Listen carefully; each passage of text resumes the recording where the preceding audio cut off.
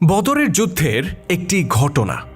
যুদ্ধ তখন তুমুল আকার ধারণ করেছে। এই সময় কোরাইশদের এক তরুণ যোদ্ধা সামনে এগিয়ে আসে। বয়স তার আনুমানিক ২০ কি ২২ বছর। চলনে বলনে তার ঠিকরে পড়ছিল সাহস, ক্ষিপ্রতা আর তারুণ্যের উদ্যম। এ সময় মুসলিম বাহিনীকে চ্যালেঞ্জ ছুড়ে দিয়ে এই তরুণ যোদ্ধা বলল, হাল মিন মুবারিজিন, যার অর্থ দাঁড়ায়, কে আছে আমার সাথে দ্বন্দ্বযুদ্ধ করার সাহস রাখে। এ সময় রাসূলুল্লাহ সাল্লাল্লাহু আলাইহি ওয়াসাল্লাম নিজের তাঁবুর কাছে ছিলেন। তার পাশেই ছিলেন আবু বকর রাদিয়াল্লাহু তাআলা আনহু। কোরাইশ তরুণের এই চ্যালেঞ্জ শুনে আবু বকরের চেহারা রাগে লাল হয়ে ওঠে। তিনি তরবারি কোষমুক্ত করেন এবং রাসূলুল্লাহর কাছে অনুমতি প্রার্থনা করেন।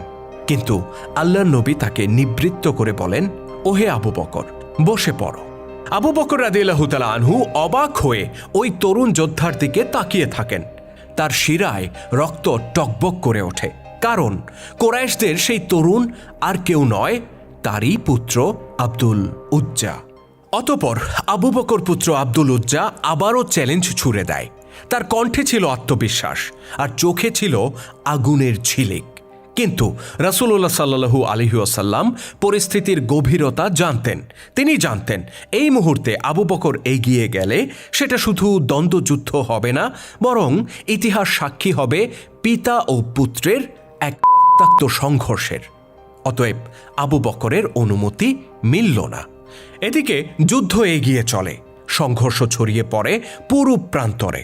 যুদ্ধ শেষে মুসলিমদের বিজয় হয় আর পরাজিত কোরাইশরা পালিয়ে যায় মক্কায়।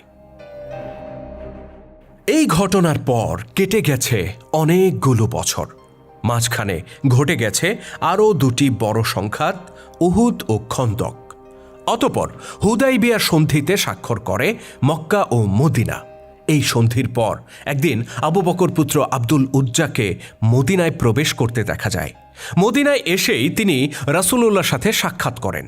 নিজের অতীত কৃতকর্মের জন্য ক্ষমা চেয়ে তিনি ঈমানের ঘোষণা দেন। আল্লাহর নবী তখন তার নাম পরিবর্তন করে নতুন নাম রাখেন আব্দুর রহমান। সেই দিন থেকেই আব্দুল উজ্জা হয়ে গেলেন আব্দুর রহমান রাদিয়াল্লাহু তাআলা আনহু।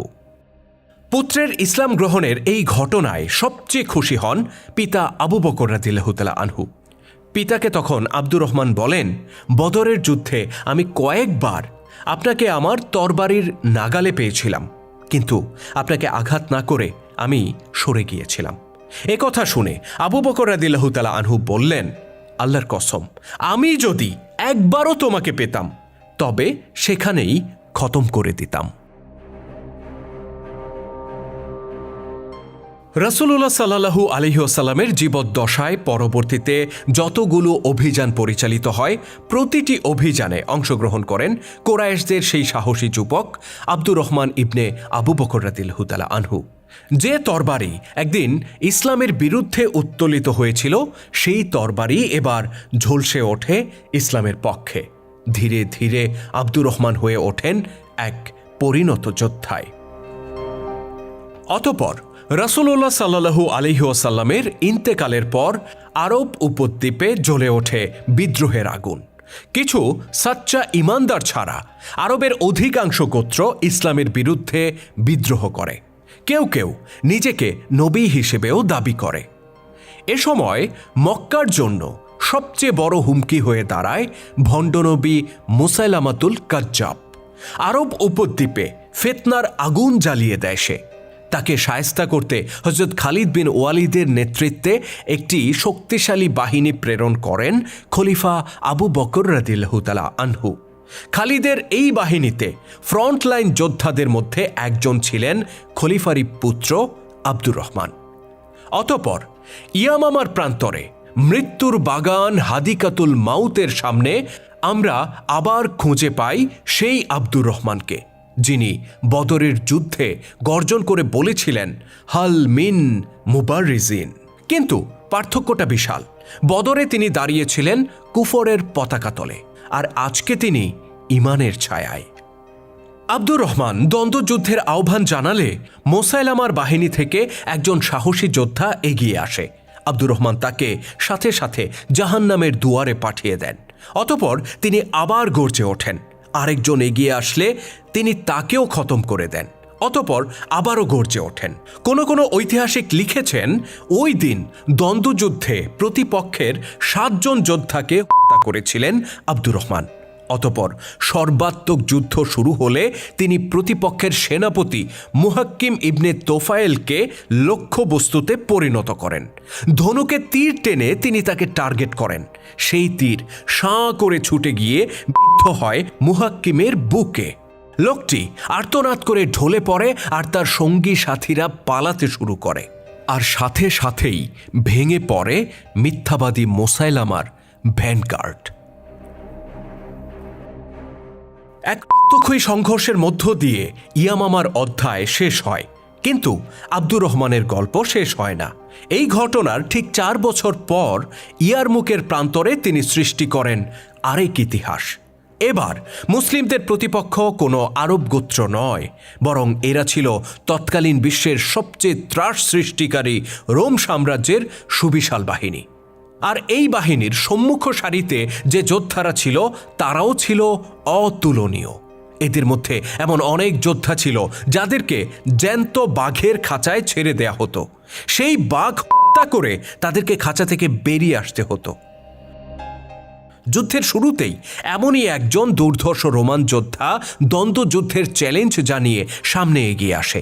তাকে জবাব দিতে মুসলিম বাহিনী থেকে এগিয়ে যান আবু বকর পুত্র আব্দুর রহমান। তারুণ্য পেরিয়ে তিনি তখন পরিণত যুবক।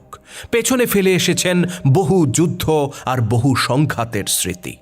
ইয়ারমুকের ময়দানে সেদিন আবারও ঝলসে ওঠে আব্দুর রহমানের তরবারি। প্রতিপক্ষের শরীরে ছিল বর্ম, মাথায় ছিল শিরস্ত্রাণ, হাতে পায়ে লোহার নেট, কিন্তু কোনো প্রোটেকশনই তাকে রক্ষা করতে পারল না। কয়েক মুহূর্তের সংঘর্ষ শেষে রোমান যোদ্ধার নিথর দেহ মাটিতে লুটিয়ে পড়ল। লড়াই শেষ হলো, কিন্তু আব্দুর রহমান ফিরে আসলেন না।